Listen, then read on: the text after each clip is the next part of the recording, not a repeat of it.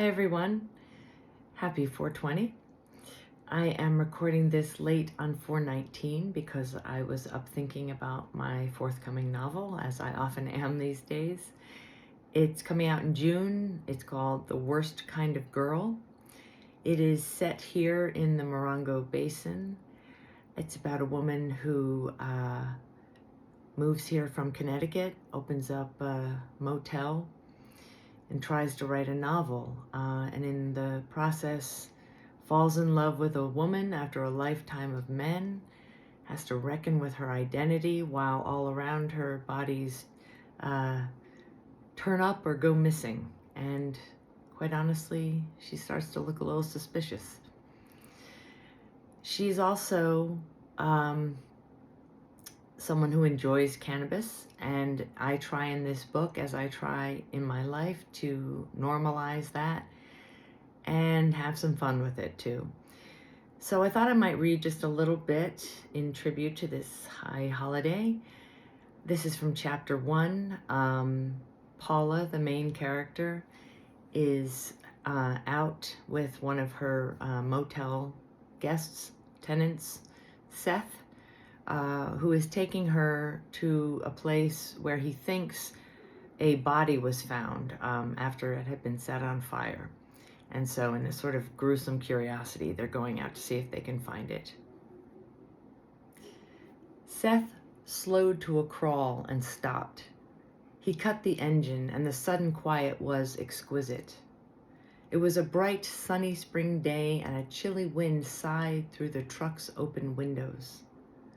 Seth pointed out the curve of steep rock, all that remained of a prehistoric lakeshore. He squinted across the expanse of sand in every direction, punctuated by scrub, creosote, white bursage, brittlebush, and lots more that I hadn't yet looked up in my guide to Mojave Desert flora.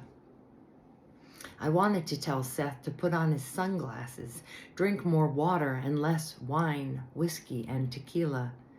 Look closely, pay attention. I reminded myself I was no one's mother. Seth leaned across me to open the glove box to grab an Altoids tin, repurposed to hold a few joints. He finally spoke through a long exhalation of smoke. "It's all Bureau of Land Management that way," he said, pointing. Already he seemed more at ease. He passed me the joint. "Somewhere out there is where they found him." I drew a deep inhale and let the smoke settle through me. Him? I meant as in person. Do you have some idea where to look? Some idea, he said. Seth put out the joint and got out of the truck. He started walking, and I followed him because I was a little high and he had some idea. It was a beautiful spring day in the desert. Blazing blue sky stretching forever, wind whipping just a little too hard. Some of the creosote bushes were starting to break out in yellow. Golden daisies bloomed from the brittlebush, and pink flowers burst from beaver-tail cactus, clumped here and there in the sand. It seemed impossible that anything dark or murderous could happen here.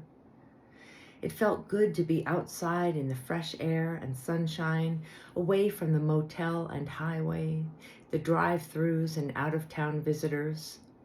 It was nice to take a walk with a friend, a man who was my friend. Imagine that. Seth had long legs, but he walked slowly. He wandered while I was ready to hike.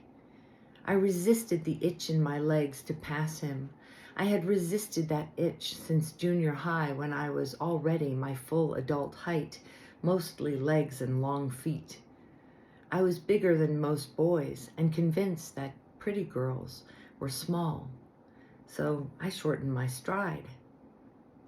Seth said, "Tell me something embarrassing." We stepped down into a wash and followed the path it carved through sand. Finally, I said, "My first night at the High Des, after I bought it, I checked out the rooms. Everything looked fine, if old and tired. Each room had the same dark brown furniture, the same tacky bedspreads and patterned carpets, hot plates and ancient microwaves. But in room 4, I found a penis. Seth came to a halt. Not a real one, hot pink silicone, battery operated, with bunny ears or butterfly wings or something. A dick can be a threat, a promise, or a joke, said Seth. Are you quoting something? Just myself.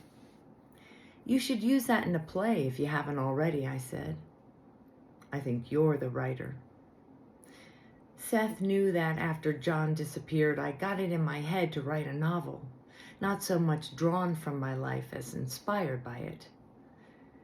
I said, I found a garbage can liner and slipped it over my hand. I picked up the penis and threw it away. What else could I do? Then I washed my hands, which I guess I didn't really need to. Never a bad idea to wash your hands, Seth said. But I'd hardly call that story embarrassing. We arrived at a blackened clearing of sand. Here, maybe, Seth said. This might be where they found the body. He straightened to look around, squinting against the sun's glare. Or maybe this was a campfire. Hell of a place.